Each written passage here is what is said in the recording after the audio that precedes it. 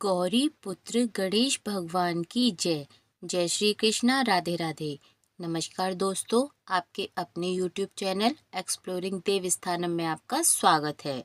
सोमवार के व्रत को लेकर मान्यता है कि इस व्रत को करने से भगवान शिव अपने भक्तों की मुराद जल्द ही पूरा करते हैं।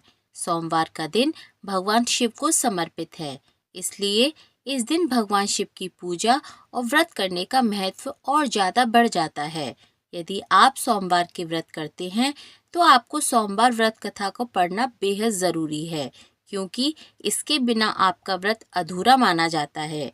तो आइए जानते हैं सोमवार की व्रत कथा। किसी नगर में एक धनी व्यापारी रहता था। दूर दूर तक उसका व्यापार फैला हुआ था। नगर के सभी लोग उस व्यापारी का सम्मान करते थे।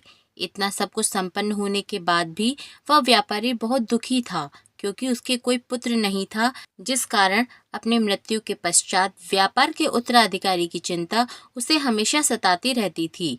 पुत्र प्राप्ति की इच्छा से व्यापारी प्रत्येक सोमवार भगवान शिव की व्रत पूजा किया करता था और शाम के समय शिव मंदिर में जाकर शिव जी के सामने घी का दीपक जलाया करता था। उसकी भक्ति देखकर माँ पार्वती प्रसन्न हो गईं और भगवान शिव से उस व्यापारी की मनोकामना पूर्ण करने का निवेदन करने लगीं। भगवान शिव बोले, इस संसार में सबको उसके कर्म के अनुसार फल की प्राप्ति होती है। जो प्राणी जैसा कर्म करते हैं उन्हें वैसा ही फल प्राप्त होता है। शिवजी द्वारा समझाने के बावजूद माँ पार्वती नहीं मानी और उस व्यापारी की मनोकामना पूर्ति हेतु वे शिवजी से बार बार अनुरोध करने लगीं। अंत में माता के आग्रह को देखकर भगवान भोलेनाथ को उस व्यापारी को पुत्र प्राप्ति का वरदान देना पड़ा। वरदान देने के पश्चात भोलेनाथ माँ पार्वती से बोले, आपके आग्रह पर मैंने पुत्र प्राप्ति का वरदान तो दे दिया है, परंतु इसका यह पुत्र 16 वर्ष तक ही जीवित रहेगा। उसी रात भगवान शिव उस व्यापारी के स्वप्न में आए और उसे पुत्र प्राप्ति का वरदान दिया और उसके पुत्र के 16 वर्ष तक जीवित रहने की भी बात बता दी। भगवान के वरदान से व्यापारी को खुशी तो हुई, लेकिन पुत्र की अल्पायु की चिंता ने उस खुशी को नष्ट कर दिया। व्यापारी पहले की तरह सोमवार के दिन भगवान शिव का विधिवत व्रत करता था। कुछ महीनों के बाद उसके घर एक अति सुंदर बालक ने जन्म लिया और घर में खुशियां ही खुशियां आ गईं। बहुत धूमधाम से पुत्र जन्म का समारोह मनाया गया, परंतु व्यापारी को पुत्र के जन्म की अधिक खुशी नहीं हुई, क्योंकि उसे पुत्र की अल्पायु के रहस्य का पता था। जब पुत्र 12 वर्ष का हुआ तो व्यापारी ने उसके मामा के साथ पढ़ने के लिए उसे काशी भेज दिया। लड़का अपने मामा के साथ शिक्षा प्राप्ति हेतु चल दिया। रास्ते में जहाँ भी मामा भांजे विश्राम हेतु रुकते, वहीं यज्ञ करते और ब्राह्मणों को भोजन कराते। लंबी यात्रा के बाद मामा भांजे एक नगर में पहुंचे। उस दिन नगर के राजा की कन्या का विवाह था, जिस कारण पूरे नगर को सजाया गया था। निश्चित समय पर बारात आ गई, लेकिन वर का पिता अपने बेटे के एक आंख से काने होने के कारण बहुत चिंतित था। उसे भय था कि इस बात का पता चलने पर कहीं राजा विवाह से इनकार न कर दे, इससे उसकी बदनामी भी होगी। जब वर के पिता ने व्यापारी के पुत्र को देखा तो उसके मस्तिष्क में एक विचार आया। उसने सोचा, क्यों न इस लड़के को दूल्हा बनाकर राजकुमारी से विवाह करा दूं। विवाह के बाद इसको धन देकर विदा कर दूंगा और राजकुमारी को अपने नगर ले जाऊंगा। वर के पिता ने लड़के के मामा से इस संबंध में बात की। मामा ने धन मिलने के लालच में वर के पिता की बात स्वीकार कर ली। लड़के को दूल्हे का वस्त्र पहनाकर राजकुमारी से विवाह कर दिया गया। राजा ने बहुत सारा धन देकर राजकुमारी को विदा किया। शादी के बाद लड़का जब राजकुमारी के साथ लौट रहा था तो वह सच नहीं छिपा सका और उसने राजकुमारी की ओढ़नी पर लिख दिया, राजकुमारी, तुम्हारा विवाह मेरे साथ हुआ था। मैं तो वाराणसी पढ़ने के लिए जा रहा हूँ और अब तुम्हें इस नव युवक की पत्नी बनना पड़ेगा। वह एक आंख से काना है, वह तुम्हारा पति नहीं है। जब राजकुमारी ने अपनी ओढ़नी पर लिखा हुआ पढ़ा तो उसने काने लड़के के साथ जाने से इनकार कर दिया।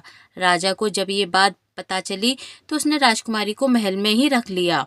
उधर लड़का अपने मामा के साथ वाराणसी पहुंच गया और गुरुकुल में पढ़ना शुरू कर दिया। जब उसकी आयु 16 वर्ष की हुई तो उसने यज्ञ किया। यज्ञ की समाप्ति पर ब्राह्मणों को भोजन कराया और खूब अन्न वस्त्र दान किए। रात को वह अपने शयन कक्ष में सो गया। शिव के वरदान के अनुसार शयन अवस्था में ही उसने अपने प्राण छोड़ दिए। सूर्योदय होने पर मामा ने जब अपने मृत भांजे को देखा तो रोना पीटना शुरू कर दिया। आसपास के लोग भी एकत्र होकर दुख प्रकट करने लगे। लड़के के मामा के रोने विलाप करने के स्वर समीप से गुजरते हुए भगवान शिव और माता पार्वती ने भी सुने। माता पार्वती ने भगवान से कहा, हे प्राणनाथ, मुझे इसके रोने के स्वर सहन नहीं हो रहे हैं, आप इस व्यक्ति के कष्ट को दूर करें। भगवान शिव ने माता पार्वती के साथ अदृश्य रूप में समीप जाकर देखा तो भोलेनाथ माता पार्वती से बोले, यह तो उसी व्यापारी का पुत्र है जिसे मैंने 16 वर्ष की आयु का वरदान दिया था। इसकी आयु पूरी हो गई है। माँ पार्वती ने फिर भगवान शिव से निवेदन कर उस बालक को जीवन देने की आग्रह किया। माता पार्वती के आग्रह पर भगवान शिव ने उस लड़के को जीवित होने का वरदान दिया और कुछ ही पल में वह जीवित होकर उठ बैठ गया। शिक्षा समाप्त करके लड़का मामा के साथ अपने नगर की ओर चल दिया। दोनों चलते हुए उसी नगर में पहुंचे जहां उसका विवाह हुआ था। उस नगर में भी यज्ञ का आयोजन किया। समीप से गुजरते हुए एक नगर के राजा ने यज्ञ का आयोजन देखा और उसने तुरंत ही लड़के और उसके मामा को पहचान लिया। यज्ञ के समाप्त होने पर राजा मामा और लड़के को महल में ले गया और कुछ दिन उन्हें महल में रखकर बहुत सा धन, वस्त्र आदि देकर राजकुमारी के साथ विदा कर दिया। इधर भूखे प्यासे रहकर व्यापारी और उसकी पत्नी बेटे की प्रतीक्षा कर रहे थे।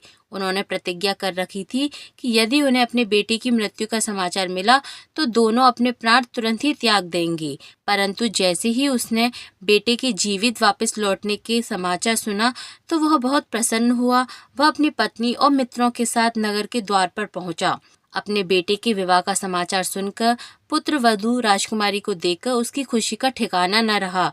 उसी रात भगवान शिव ने व्यापारी के स्वप्न में आकर कहा, हे श्रेष्ठी, मैंने तेरे सोमवार के व्रत करने और व्रत कथा सुनने से प्रसन्न होकर तेरे पुत्र को लंबी आयु प्रदान की है। पुत्र की लंबी आयु जानकर व्यापारी बहुत प्रसन्न हुआ। शिव भक्त होने तथा सोमवार का व्रत करने से व्यापारी की सभी मनोकामना पूर्ण हुई।